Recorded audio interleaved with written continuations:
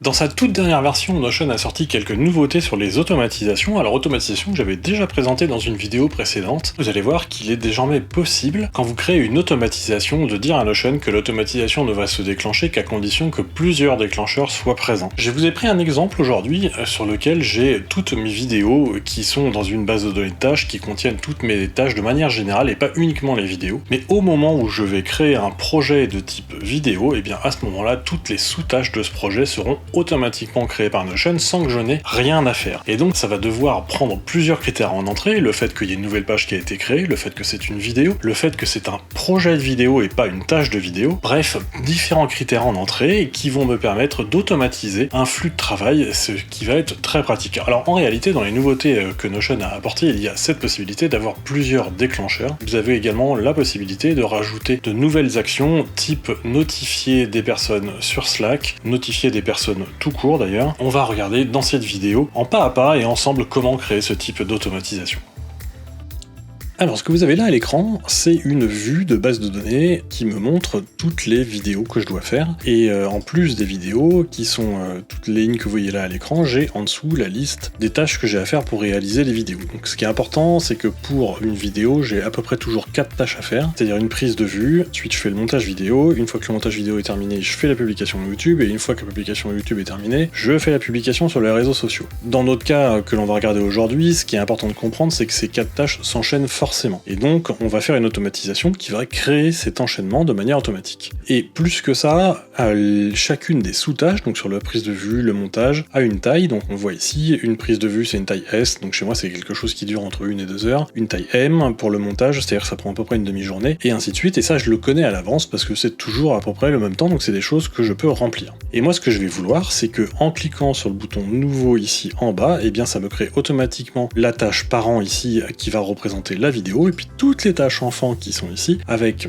toutes les informations qui vont bien, notamment les informations de priorité, de taille, mais aussi d'enchaînement, parce que tout ça se met dans un planning. Donc ça, c'est mon planning de publication des vidéos, et quand j'ai des tâches type prise de vue et montage vidéo, ben en réalité, ici, il y a une contrainte entre les deux, parce que je ne peux pas, ça devrait être comme ça en réalité, parce que je ne peux pas faire le montage tant que j'ai pas fait la prise de vue, donc il y a une histoire de blocage. Toutes ces tâches sont en réalité présentes dans une base de données qui va contenir l'ensemble de mes projets et de mes tâches, et pas uniquement mes vidéos. Comme ça, moi j'ai une vue spécifique, qui est la vue qu'on voit ici, qui va me permettre de voir l'ensemble de tout ce que j'ai à réaliser. Et là, vous voyez, il y a absolument tout qui est mélangé. J'ai des tâches de ma vie perso, j'ai des tâches pour Action Agile, j'ai des tâches pour mes autres entreprises, j'ai des tâches de formation, et ainsi de suite. Et on voit que j'ai ici une tâche, qui est la tâche de prise de vue, qui est donc ce que je suis en train de faire pour la vidéo, les nouveautés dans les automatisations, et vous pouvez remarquer plusieurs choses, c'est que je ne vois pas les autres tâches, donc typiquement le montage de vidéo, je le vois pas, et je le vois pas pour une bonne raison, c'est que le montage vidéo, il n'apparaîtra que quand la prise de vue sera terminée, étant donné que j'ai dit que le montage vidéo était bloqué par la prise de vue. Mais en tout cas, ce qui va nous intéresser aujourd'hui, ça va être de pouvoir créer de manière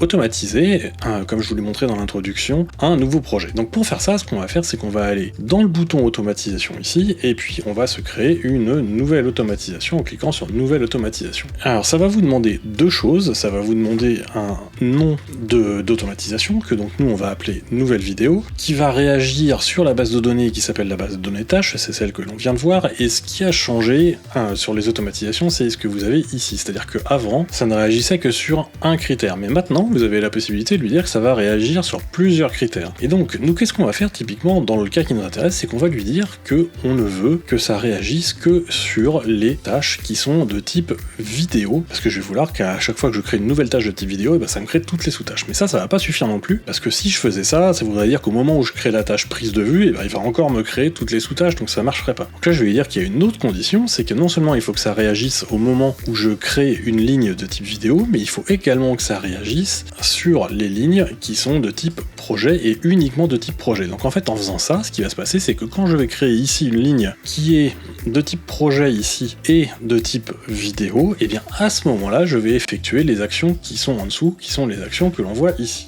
Alors, dans ces actions, il y a quelques nouveautés, notamment ici la possibilité d'envoyer des notifications, la possibilité d'envoyer des notifications sur Slack, et vous avez, comme avant en fait, la possibilité de modifier les différentes propriétés de votre base de données. Donc moi, dans mon exemple, ce que je vais vouloir faire au moment où je suis en train de faire ce que je suis en train de faire là, c'est que je vais vouloir lui dire eh bien que je vais créer un enfant à ma tâche en cours. Donc disons que je vais lui dire que je vais créer une vidéo sur l'intelligence artificielle dans une semaine. Bien, sous ma vidéo de l'intelligence artificielle, je veux qu'il rajoute une nouvelle page, et cette page, il doit la rajouter dans ma base de données de tâches. La tâche en question va s'appeler prise de vue, étant donné que ça va être la prise de vue. La prise de vue, comme je vous l'ai dit tout à l'heure, elle va avoir une taille qui va être une taille, chez moi, qui est une taille S, qui est une taille d'une heure. C'est une activité de type vidéo comme son parent. Et ensuite, il faut que cette nouvelle tâche qui s'appelle prise de vue, eh bien, soit associée à la vidéo que je suis en train de créer. Donc ça veut dire qu'il va falloir que son élément parent, ce soit la tâche qui vient de se créer et que l'on trouve ici en haut sur cette page. Pourquoi cette page? Parce qu'en fait, ce qui va se passer, c'est que ici, quand je vais créer une nouvelle ligne, donc une nouvelle page, qui va s'appeler par exemple vidéo sur l'intelligence artificielle, donc l'automatisation va se déclencher. Elle va créer une tâche qui s'appelle prise de vue, de taille S, de activité vidéo, et dont l'élément parent sera effectivement l'élément que je suis en train de créer, donc l'élément qui s'appelle vidéo sur l'intelligence artificielle. Donc ce que je suis en train de faire là. Puis ensuite, je vais créer une deuxième étape. Alors on va pas faire les 4 parce que ça servira à rien, on va faire 2 étapes, je pense que ça suffira largement. Et cette deuxième étape, ça va être de créer la deuxième sous-tâche qui vient après la prise de vue et dont on a parlé tout à l'heure. Donc c'est toujours la même chose, ça va être une tâche, donc que je vais mettre dans la base de données de tâches, qui va être le montage vidéo. Celle-là par contre elle va avoir une différence par rapport à ce qu'on a fait avant, elle doit être reliée à la tâche prise de vue qu'on a créée juste avant, et ça c'est possible de le faire, et c'était déjà possible de le faire avant. Alors on va préciser les autres infos comme on a fait avant, c'est-à-dire à savoir que c'est une activité de type vidéo, ensuite on va lui préciser que c'est une taille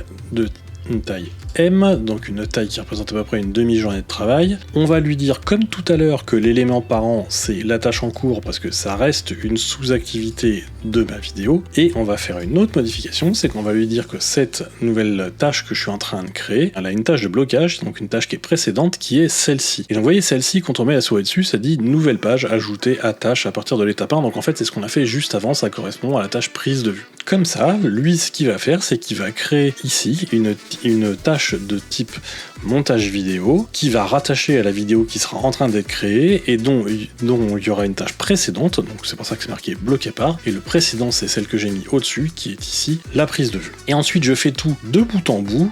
A few moments later. Et donc une fois que tout est fait, ça va vous donner quelque chose comme ça, où vous avez l'enchaînement des 4 tâches qui est effectivement créé. Et je me rends compte qu'il y a quelque chose dont je vous ai pas parlé, c'est que vous avez également la possibilité, au moment où vous rajoutez de la tâche, de lui dire le modèle que vous allez utiliser. Donc moi j'ai un certain nombre de modèles qui sont ici, et j'ai un modèle de type vidéo qui est là, et ce modèle vidéo va automatiquement affecter la tâche à l'activité vidéo. C'est pour ça que j'ai supprimé ici dans l'automatisation l'affectation de l'activité vidéo, parce qu'en réalité ça servait à rien, étant donné que ça va venir du modèle. Et donc là, maintenant, eh bien, ce que ça va faire, c'est que, comme je vous l'ai dit, quand vous allez rajouter une nouvelle tâche qui va contenir une activité vidéo et une taille type projet, ça va créer une nouvelle tâche. Donc on va le retester, vous allez voir à quoi ça ressemble. Et donc pour faire ça, je vais tout simplement cliquer sur Nouveau ici. Et là, vous voyez, ce qu'il a fait, c'est qu'il a créé une vidéo, qui est donc avec une activité vidéo, qui est de type projet, et je n'ai plus qu'à déplier, mes 4 tâches sont créées. Donc là, maintenant que tout est bien créé, eh bien, je vais pouvoir en rajouter les dates sur lesquelles je vais réaliser toutes mes activités. Donc on va dire par exemple que ça va se faire du 23 au 29 septembre, et puis on va dire que ça va être la même date pour tout le monde, c'est juste pour que vous voyez, vous allez voir après comment je vais faire.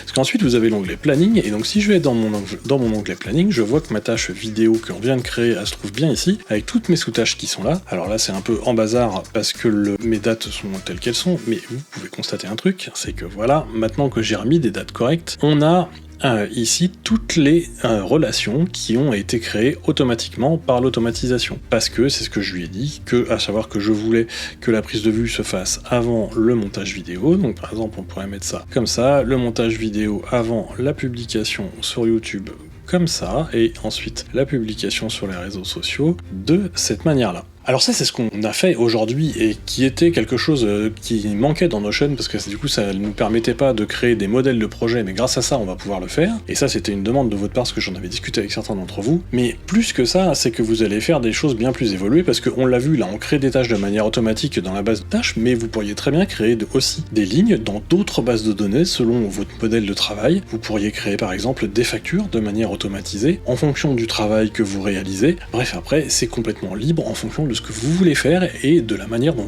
vous allez travailler.